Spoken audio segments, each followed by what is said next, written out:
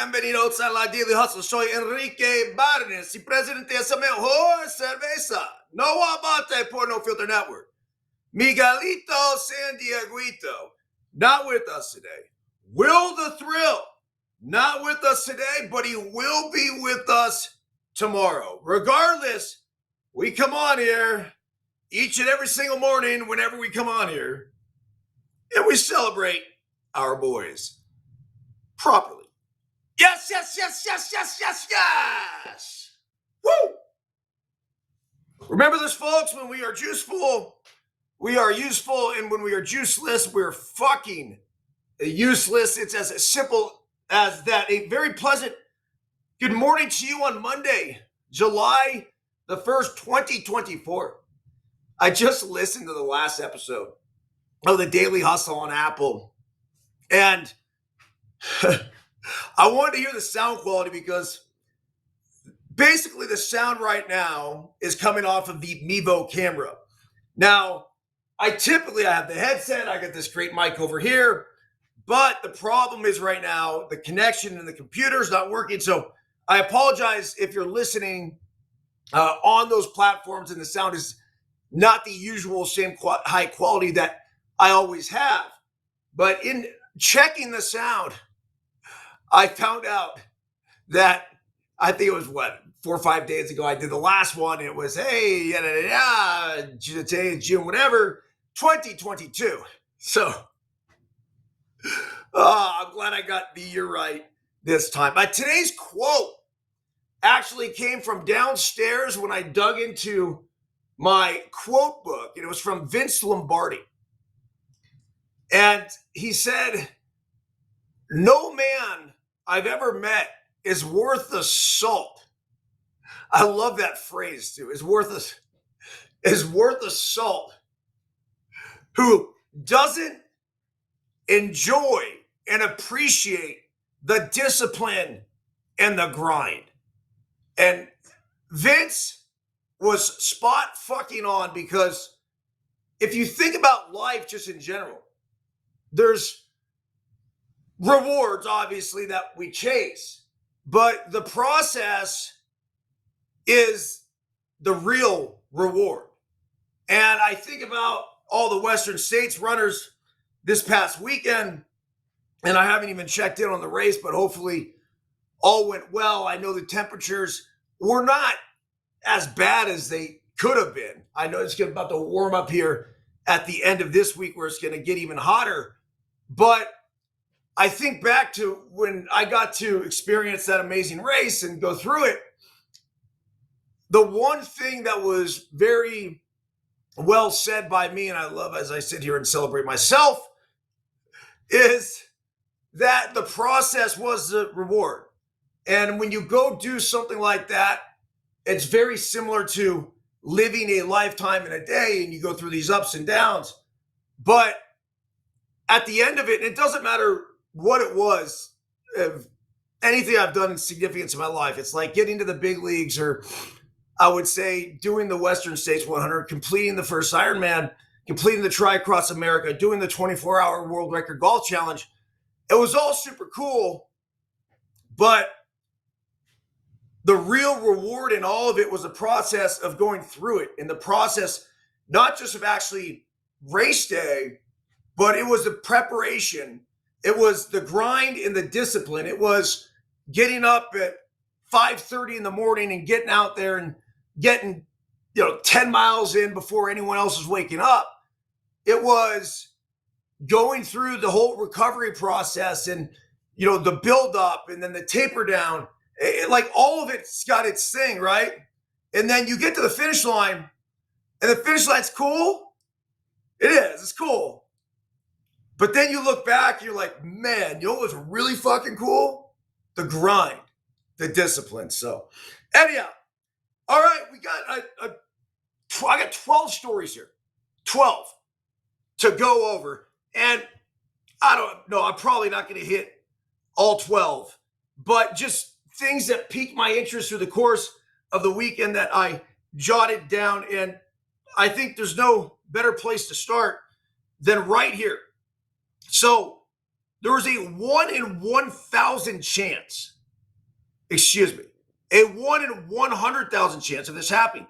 AAA manager, a perfect match for girlfriend's life-saving transplant. 6 times every season, the Reno Aces hold a home run for life game presented by Donor Network West to honor a Nevada community member who has been impacted by organ, eye, and tissue donation.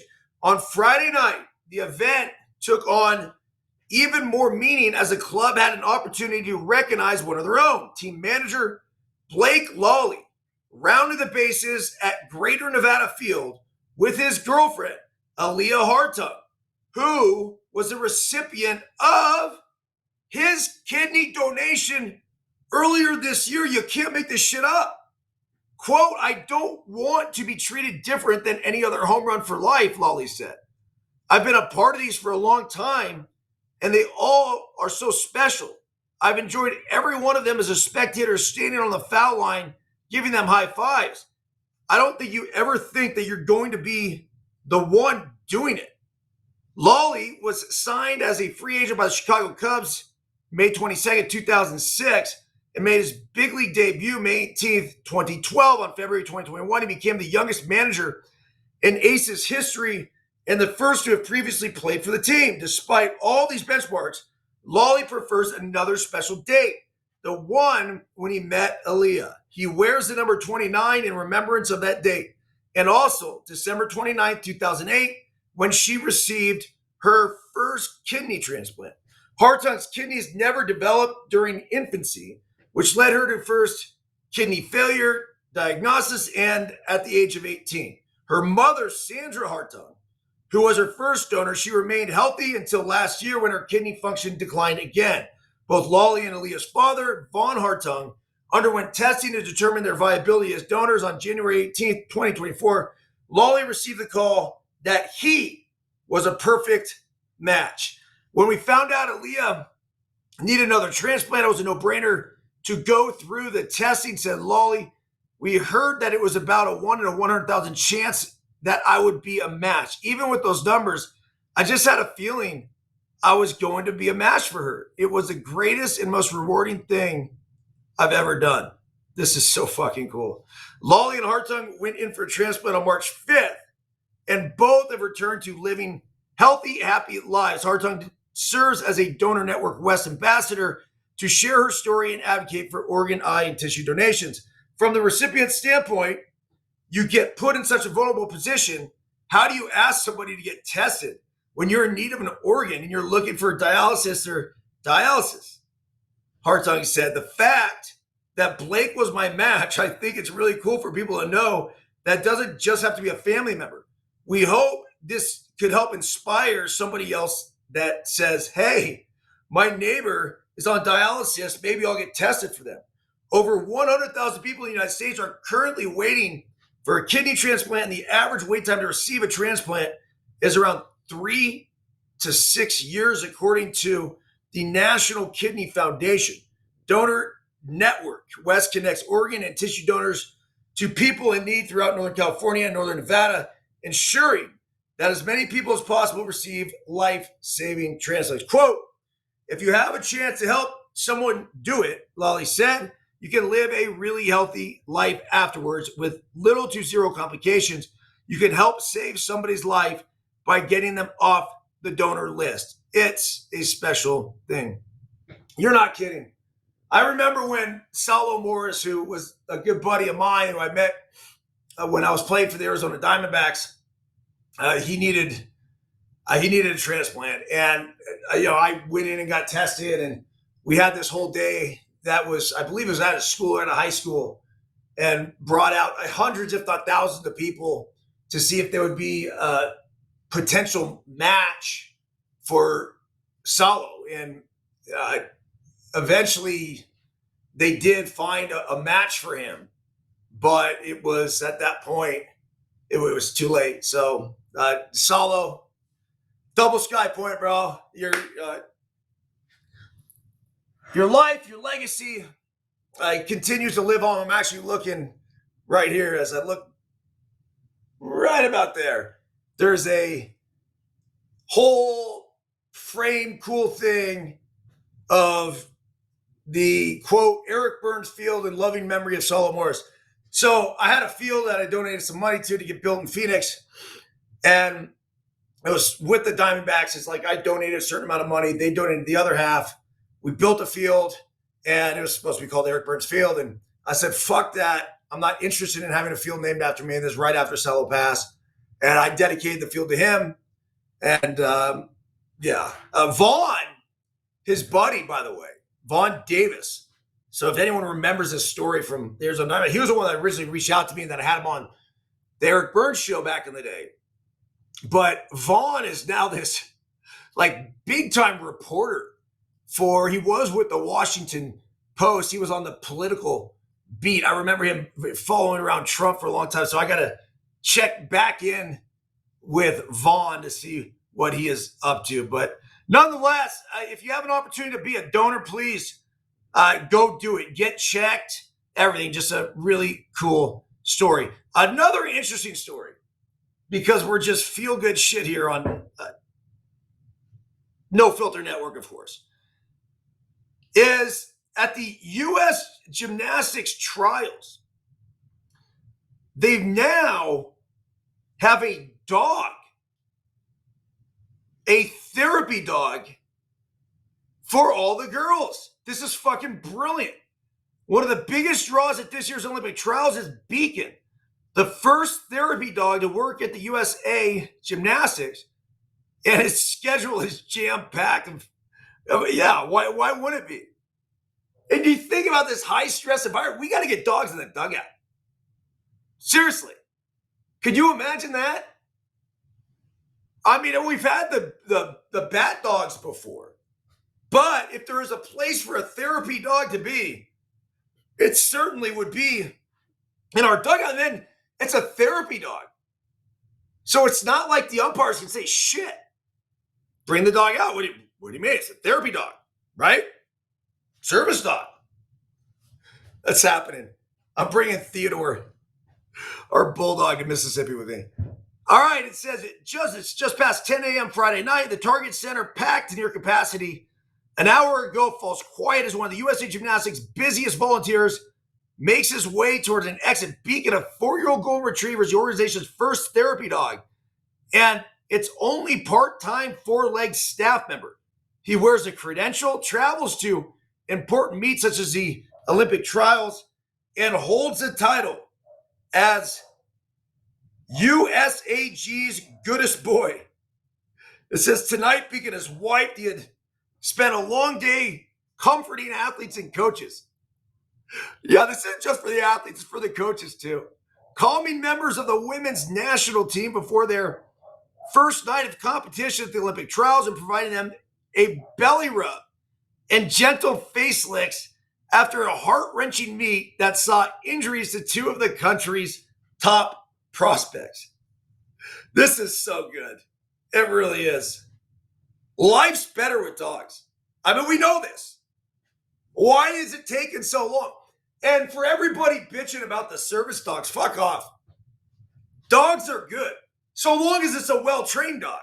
I mean, you can't bring this fucking caged animal that obviously has been bred to fight or whatever, just will have conflicts with people or other dogs. But if you have a well-trained dog, then sure, I'm all in on it.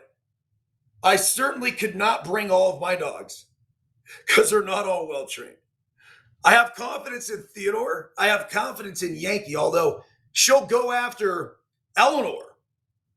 The bitch dogs, it does not happen. It is not a good mix. It is not a good match. Bo Jackson, by the way, inducted into the Royals Hall of Fame. Just a quick reminder that this is the greatest athlete that we've seen in our lifetime. There is no question about it. Is he the greatest baseball player? No. The greatest baseball player we've seen in our lifetime is Barry Bonds. Is he the greatest football player that we've seen in our lifetime? I would make the argument that the greatest football player we've seen is Barry Sanders. If you want to go with a quarterback, it's Tom Brady. Is he the greatest basketball player? No, not even close, right? It's Michael Jordan. But if you just wanted to go the greatest all-around athlete we have ever seen in our lifetime, my lifetime started in 1976, Bicentennial baby, thank you. It's Bo fucking Jackson. The more we could celebrate him, the more we could call attention to what he did. Still the only person in the history of sports to ever play in an MLB All-Star game and make the Pro Bowl same year. Just insane to think how great this dude was. And hopefully he's gotten over his bout of hiccups. Like he had a chronic case of hiccups. It's not a fucking joke. Ugh. Don't wish that upon anybody. But Bo, awesome to see him getting recognized. As a matter of fact, I'll take it a step further. Like this is the type of guy that deserves a spot in the Baseball Hall of Fame. He does. Where you put him, how you put him, I don't know if it's an honorable mention. I don't know. And maybe there is a shrine. Maybe there is something that celebrates him and what he did. But it's kind of like coaches or broadcasters, right?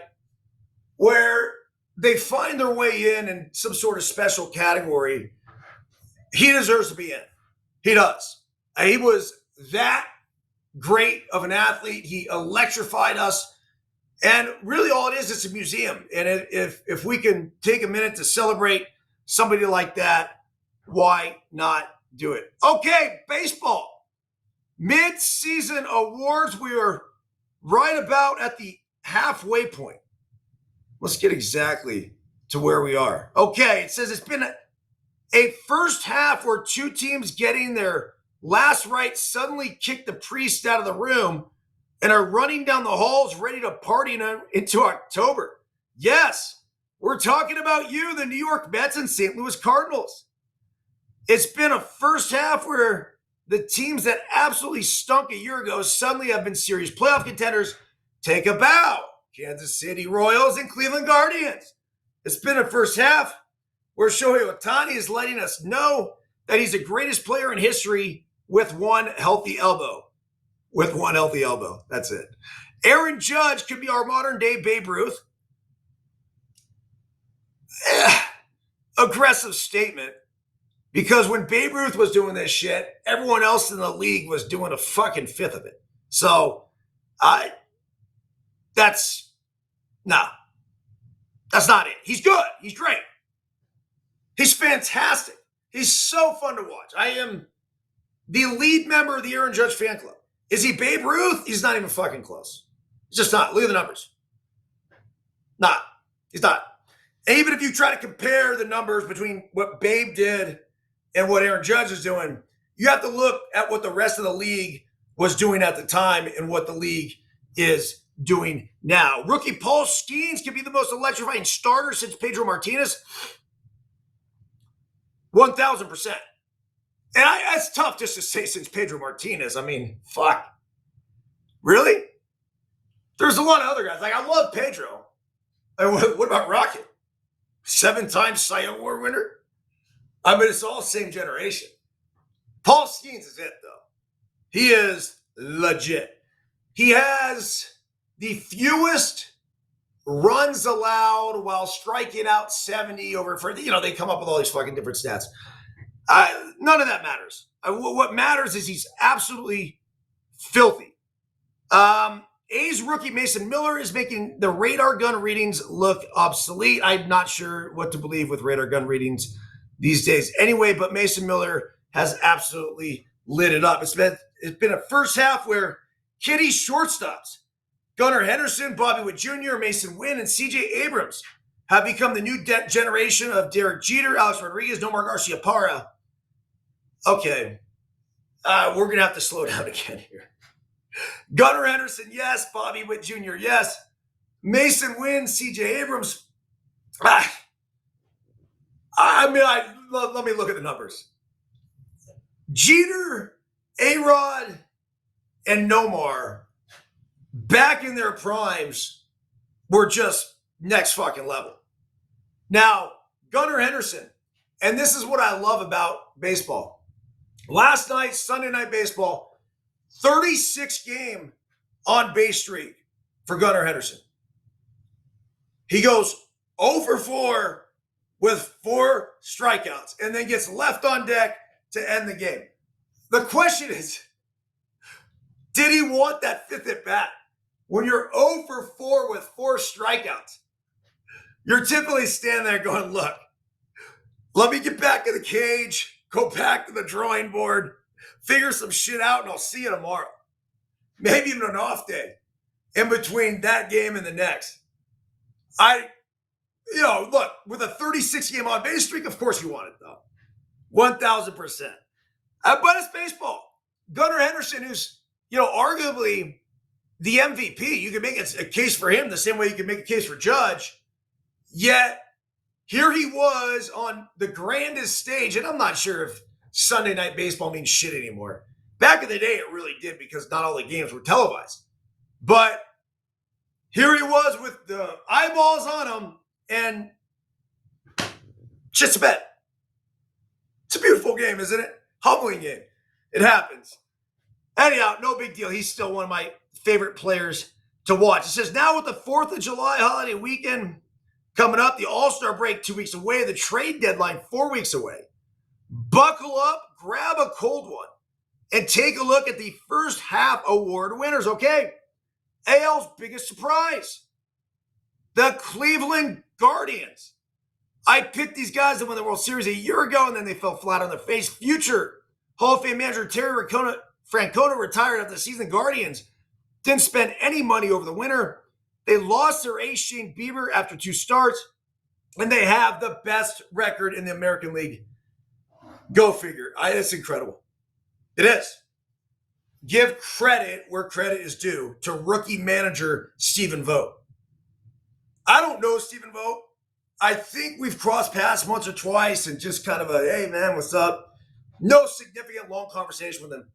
But he's a fucking dude, man. To do what he's doing in his first year as a manager of the Cleveland Guardians is just, it doesn't even make sense. It's surreal. They should not be this good.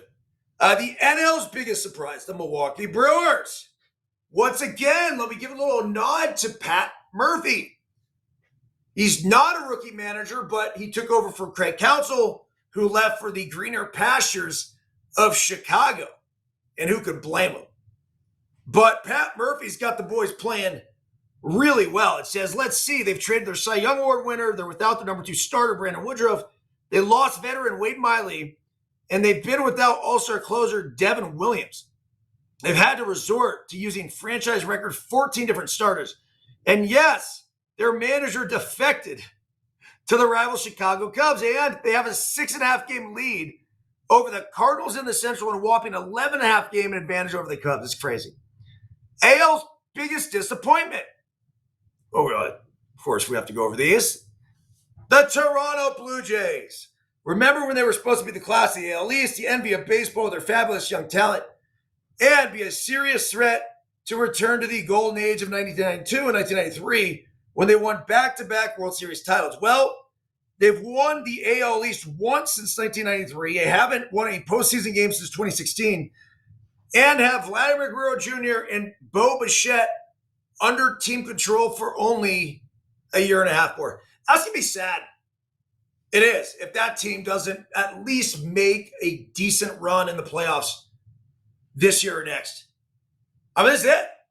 They're both set to be free agents. So what's going to happen is Toronto's probably going to move them.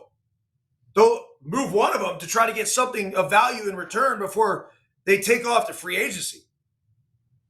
I don't know if you try to sign one, you try to sign both. I try to sign both. It's so hard to fucking get free agents to come to Toronto. The taxes, the fact it's in Canada. So if you have guys that are there and are comfortable, yeah, I do everything in my power if I am the Toronto Blue Jays GM to lock those two up. All right, the biggest disappointment in the National League. Ready? The Chicago Cubs. It says they sure don't have David Ross to blame anymore, do they? Ross is sitting home this summer collecting his paycheck and watching his resume look a whole lot better with the Cubs falling off a cliff. The Cubs spent money, have gotten tremendous value out of rookie sensation Shota Imanaga, and find themselves in last place. Holy shit, I didn't realize it was that bad. The only category the team leads is having players thrown out, stealing, 35 and counting. All right, the AL MVP. Well, again, we're going over midseason awards here. Aaron Judge. The Yankees have spent an awful lot of money on free agents over the years, but they may have never made a better investment. Judge, who was in contention to win the Triple Crown, really, 30 homers, 79 RBIs. And ready for this?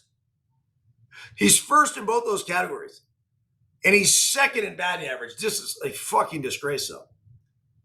312. Are we serious? 3 fucking 12? That's it? That'll get you second in the American League in batting average right now? Ugh. I mean, Ted Williams is rolling over in his ice cube right now. That is fucking awful. And it's not a knock on Aaron Judge. He's obviously having a terrific season in 312. I mean, that's well above his career average. But you're telling me we don't have somebody in the league right now that's getting 330, 340, or multiple guys? 312 will get you second? Ugh. Anyway, NL MVP. Bryce Harper. Really? I would not have guessed. This is an MLB.com article. These are not my picks. He doesn't lead the league in any offensive category, but everywhere you look, he ranks in the top 5, including batting average. Okay. Hold on, this gets worse. He's top 5 in batting average in the National League, and he's hitting 303. Look, I'm not laughing because I certainly was not a career 300 hitter. But I wasn't a superstar.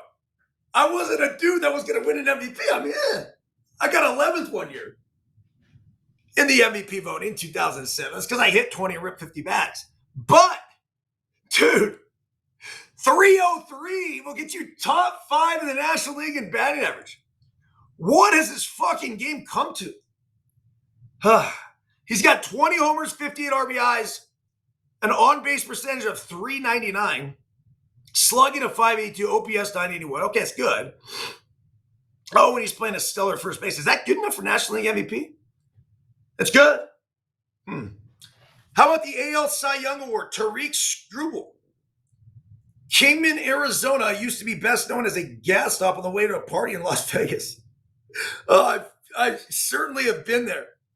Now it's going to be forever known as the home of Tariq Struble on the road to the Cy Young Award with his 9-3 record, 2.32 ERA. He's filthy. He is absolutely fucking dirty. Left-handed, throws damn near 100. Nasty breaking shit. AJ Hinch has got himself a gem out there in Detroit. NL Cy Young Award winner, Ranger Suarez. Suarez, who has never won more than 10 games in his career. He's 10-2 right now with a 1.83 ERA. You know your team is pretty darn good when Suarez's closest competition for the Cy Young may be his own teammate in Zach Wheeler and Aaron Nola. AL Rookie of the Year, Luis Gil. He is legit. Gil was running away with the award until his last 2 clunkers. He's still in the lead, but this race is wide open. NL Rookie of the Year, Paul Skeens, 1,000%. He just got to the show, but the way he's pitching, he is the show. You're not kidding. Paul Skeens Day. He's also the only major league player since the days of Ted Williams and Bob Feller who have openly said that he wants to serve his country in the military once his playing career is over. All right, can we fucking pump the brakes on that? Like, I get it. And I was the same way. And it's not only me, but I'm sure there's a lot of other guys out there where you talk about, hey, man, like, I want to join Navy SEALs. That was my obsession. But when you do something like that, you have a choice to make. It's not like you have this endless clock of joining the military. They have age rules, regulations, all of it. So when 9/11 happened, again, like everybody else, I'm like, dude, I'm in. Now, Paul Skeens went to Air Force. So a little bit different. But you could say whatever you want. You could go to Air Force, say whatever, but you left to go to fucking LSU. And then I know there's a commitment that you're supposed to have in the military, which I don't know if this just goes by the wayside or they discharge them or whatever else. That's fine. But I just don't need to. I don't need to hear it. I didn't need to hear it from me. I didn't need to hear it from anybody else. Pat Tillman fucking did it. If you want to go there and celebrate our country, celebrate our servicemen and women, but it's something like that's like not talk, right? Something like that is fucking action. Like I can't hear what you're saying because I'm too busy watching what you're doing.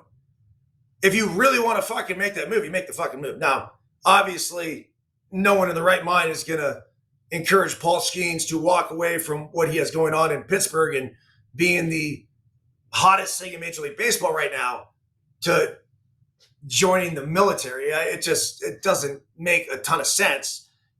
Pat Tillman, back in the day, that did make sense. It made a lot of sense to me. I thought about doing the same fucking thing. But you know what? I didn't do shit. Nothing. I watched him do it. I followed his journey.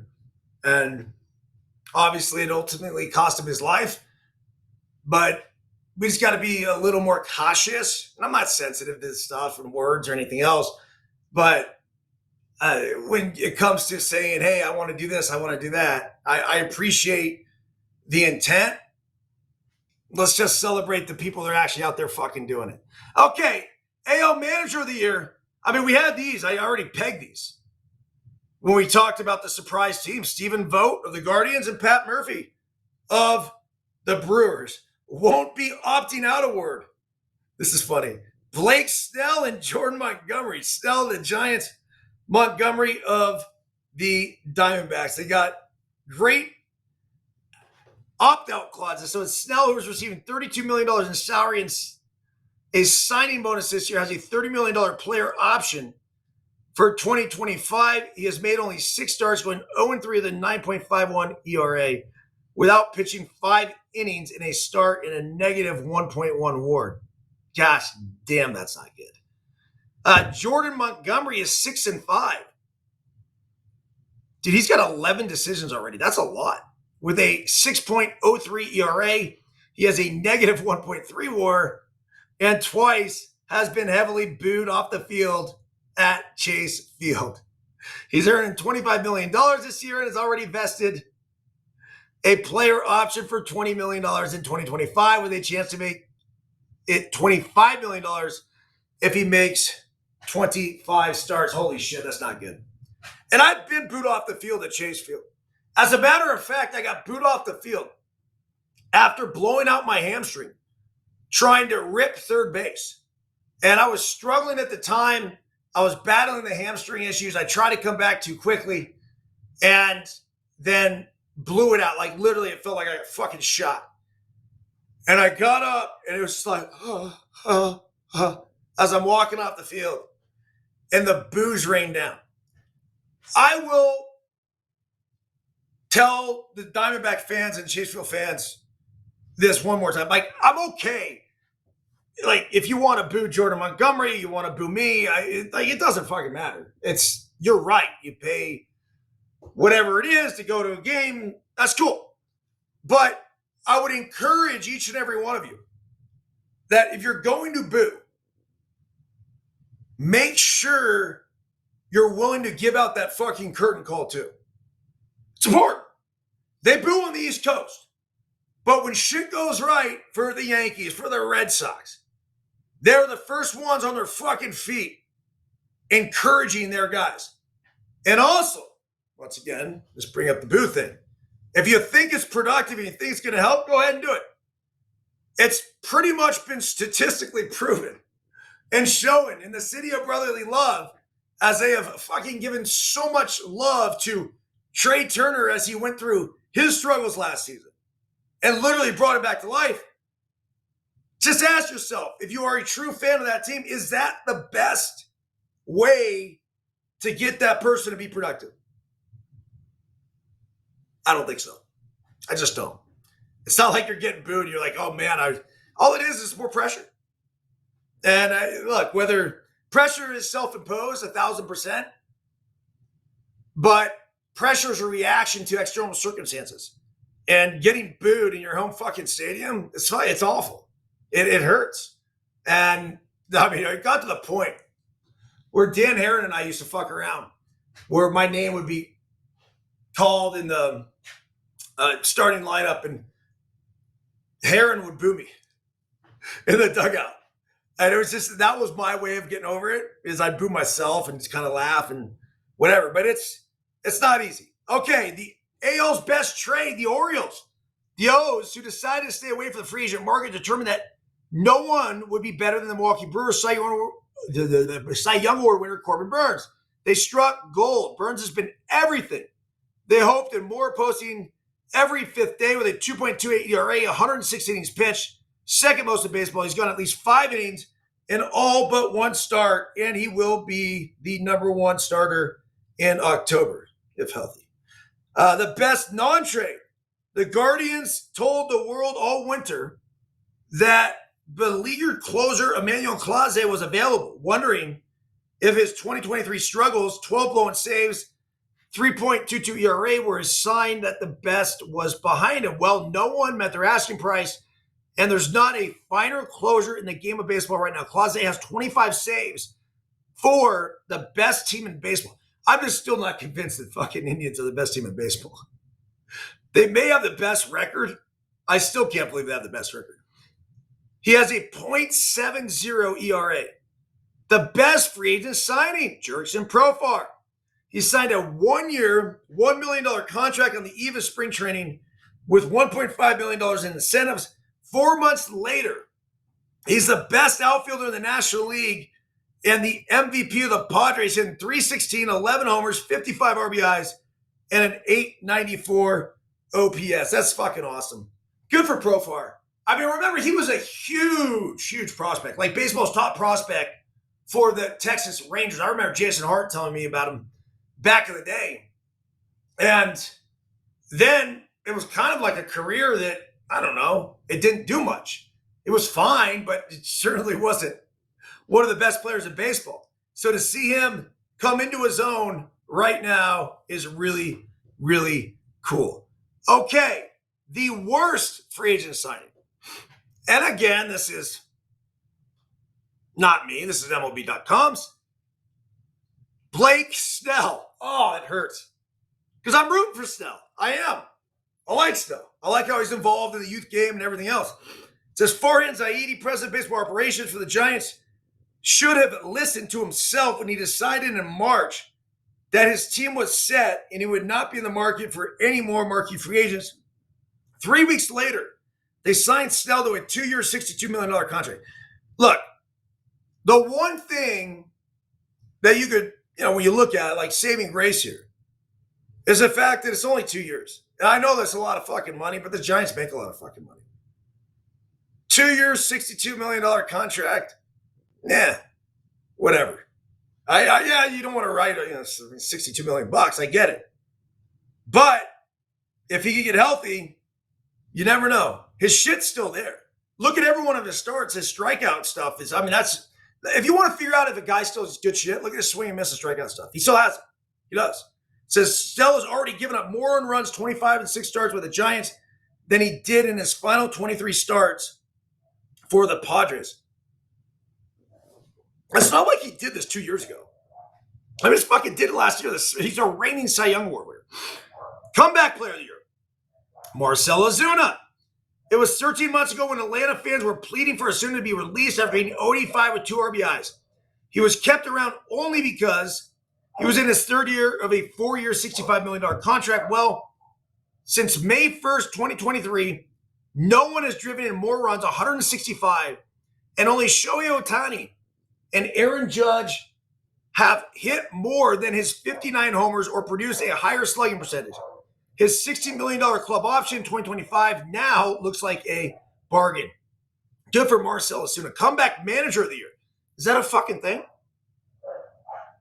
Well, apparently it is. Ollie Marmol, the Cardinals. The Cards were a mess in May, sitting in last place with a 15-24 record, losing 7 consecutive games with the Cardinals fan base calling for Marmol to be fired.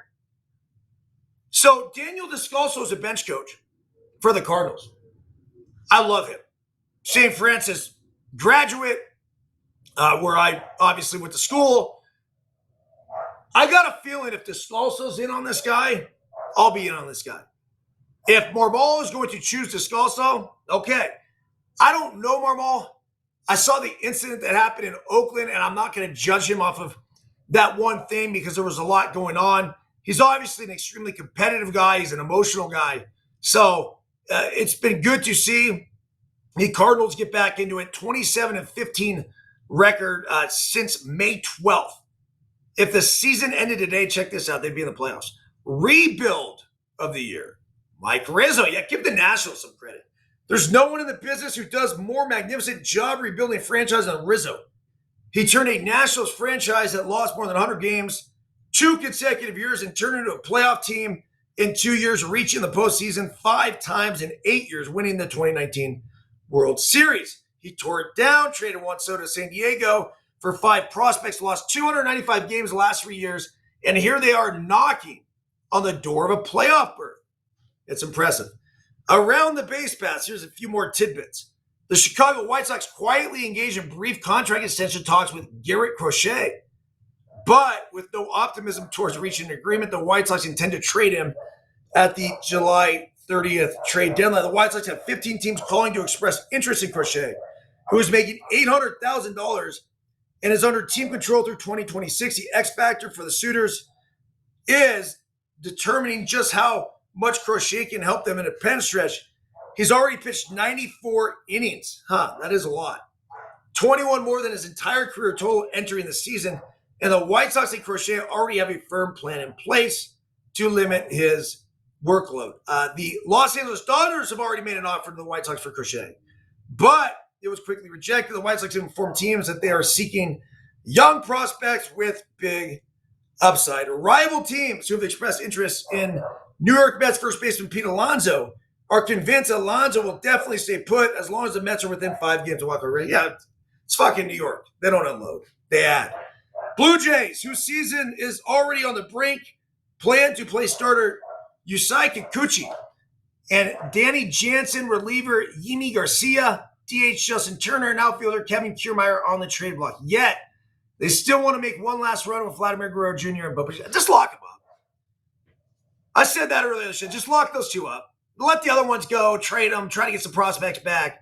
But Guerrero Jr. and Bo Bichette, back up the fucking Brinks truck. Let's keep them in Canada. Let's see here. It says the Dodgers have to be thankful they don't deal rookie starter Gavin Stone. Stone's been terrific. 9-2 with a 2.73 ERA. Let's see here. Anything else? I mean, what a long, expansive, great article. I mean, usually I go through these things. And then you get to the bottom. And it's just, I mean, it just keeps going. This is it's Bob Nightingale. Of course it is. Great article, Bob. Fantastic, dude. Beloved former Phillies manager Charlie Manuel, who suffered from a stroke last year that left him partially paralyzed, presented the Philadelphia publicly with a donation from Perfect Game for more than 30,000 pieces of sports apparel. It's the largest donation ever presented to Philadelphia Public Schools Athletics Department. It will be a heartwarming moment in Boston on Sunday with Padres knuckleballer Matt Waldron taking the mound at Fenway Park. Waldron, who grew up a Red Sox fan and mastered his knuckleball thanks to the help of the late, great Tim Wakefield. Super cool. Wakefield, a knuckleball pitcher, spent 2 hours on a Zoom call with Waldron 3 years ago and provided constant feedback from his minor league outings. Wakefield died of brain cancer at the age of 57 last October. Quote, I think it'd be cool to toe the rubber knowing that Wakefield has been there too, Waldron told The Athletic. I think it'll be a surreal moment. It certainly will. You know what else will be a surreal moment? Is the Millars headed to Lake Tahoe. I believe July 6th. I need to get confirmation. Got a fucking great video from Kevin yesterday saying that him and the family are coming up. They have the celebrity golf tournament they plays in every year. And so they're looking for shelter for a couple nights that, of course, we here in the Byrnes household will confidently provide for them. I got you, dude. Send him an itinerary of potential fun shit to do, including a boat ride on my uncle's new boat that goes 117 miles per hour. No, that is not a joke. All right, taking a look at the MLB action before we get on out of here. 9:17 a.m. Pacific time on this first day of July. O's and Oz. Gunnar bringing big time bat to the Derby field. So do we have the whole Derby field set? Mic'd up Gunnar announces he's set to join the Home Run Derby. A day after his 23rd birthday, Gunnar Henderson delivered a Texas-sized news on ESPN Sunday Night Baseball. The Orioles star shortstop will be taking part in the T-Mobile Home Run Derby on July 15th at Globe Life Field in Arlington. I would not mind going to that one, although it's right in the middle of PGI, which is the Perfect Game Invitational National Championship where our Let Them Play team will be. Henderson announced his upcoming Derby participation while mic'd up during the third inning in the O's series finale against the Rangers at Camden Yards. He is the first no-win home run hitter in the 8-slugger field, and it'll be the first time competing in the event. Quote, this will be my first competitive one ever, so I'm just looking to be competitive out there. I mean, obviously, I'm going to win it, Henderson said on ESPN broadcast. But yeah, as long as I can put up some competitive rounds, then I'll be happy. I mean, you just don't want the donut hole, right? I know they changed the format. Henderson's 26 homers are tied for second in the majors with the Dodgers' Shohei Ohtani. So think about that. Gunnar Henderson's had just as many homers as Shohei Ohtani, and he's only 5 behind Aaron Judge. Henderson's power has taken a big step forward in 2024 as he came into the year with 32 home runs in his first 184 MLB games, 20 of those long balls coming during his American League Rookie of the Year winning campaign in 2023. So that'll be certainly fun to watch. The games today, holy shit. I mean, this is the shortest slate of games I think we've had all year. Houston Astros are at the Toronto Blue Jays. The New York Mets are at the Washington Nationals. And the Milwaukee Brewers are at the Colorado Rockies. I mean, not necessarily the most attractive matchups either. We'll be back at it with a full slate tomorrow. On July 2nd, we'll be back at it. Will Clark and I on Deuces Wild.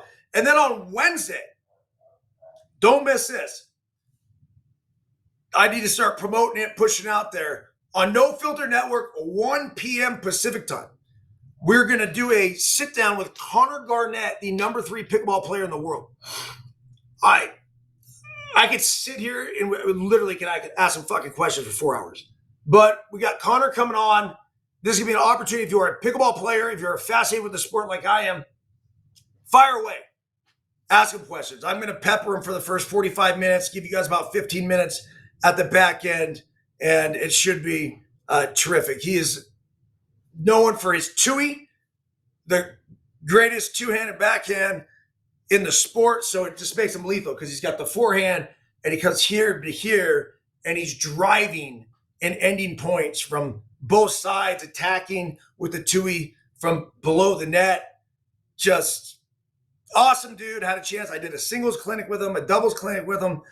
I really love the fact that I told him I wanted to get him on No Filter, but I was going to Atlanta. It was right after the PG World Series, before the PG World Series. I'm like, dude, let's do it when I get back. Well, he hit me up last night. He goes, yo, how did Atlanta go?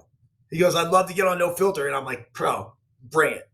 Absolutely bring it. So we set up Wednesday at 1 o'clock for Connor Garnett. And then tomorrow night, Tuesday, we have Will the Thrill. We'll also come back with a daily hustle tomorrow. Going to try to start hitting these on a regular basis. 8 a.m. is going to be the new regular time. I just think it gives all our live audience a better chance to be able to be there and enjoy the live element of this. If you're listening on Apple, Spotify, wherever else, we'd appreciate it if you leave a favorable review. I'd just review it all together. That'd be fantastic. Weather-wise, around the country, right now it's 64 degrees in Truckee, California, where I am. High of 80, low of 45. Half Moon Bay, Giuseppe Pepe Manueli. I mean, you get personalized weather reports. Just give me your town and I'll give them to you. 58 degrees, high of 66, low of 51. New York City, Viro, although he's often traveling with the bananas, 75 degrees, high of 80 today. Phoenix, Kowalski, 91 degrees, high of 102. Michelle Drew, haven't seen you here for a while. Jeez. We'll check in. Possible light rain in Phoenix at 102. Very interesting. Auburn, California, Montgomery's, Griffins, everybody else, 80 degrees, a high of 100, a low of 64. So it is that hot in Auburn. I didn't realize they have an excessive heat warning. Duluth, Minnesota, Jean, 66 degrees, high of 73, low of 51, 40% chance of thunder showers. It is nice in the north this time of year. Chattanooga, Tennessee, MO, 83 degrees, high of 89, low of 73. San Mateo, California. Gary Tagliafico, where the fuck have you been? 63 degrees, high of 75, a low of 54. Las Vegas, Nevada, Michael, getting up to 107 today. So Vegas is going to be hotter than Phoenix. Savannah, land of the Platanos, 87 degrees right now, a high of 88. Got thunder showers coming this afternoon. Fresno, Matoyans, 80 degrees right now, high of 103 today. Bakersfield's going to be high of 101. Stephen Luker and Hemet, 82 degrees, high of 97. Air quality alert, Stephen.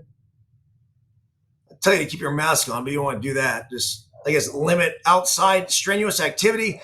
John Emmanuel Ramos, Henderson and Makati City, 81 degrees, high of 90, low of 79. And thunder showers, 80% chance. Cherry Hill, New Jersey, Duncan Dad, 76 degrees, high of 81, low of 61. Montgomery, Alabama, home of the Biscuits, 91 degrees, high of 96, low of 75. In Germantown, Tennessee, Jesse Byrnes, my brother from another mother, 68 degrees, high of 71, low of 49. How about Pat O'Connell and the Busey brothers in Orchard Park, home of the Bills, 68 degrees, high of 73, low of 51. And then South Haven, Mississippi, where PGI will be. I don't believe this. I mean, this can't be right, is it?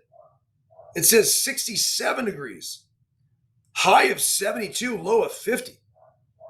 I mean, there's no way. Seriously? In South Haven? I hope so. I mean, I'm looking at these highs. It's right about 80 degrees.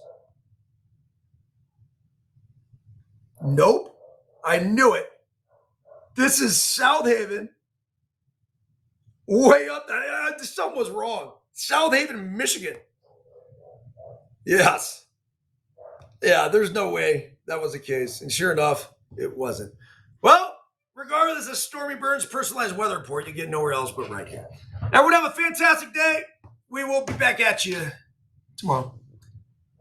That's it.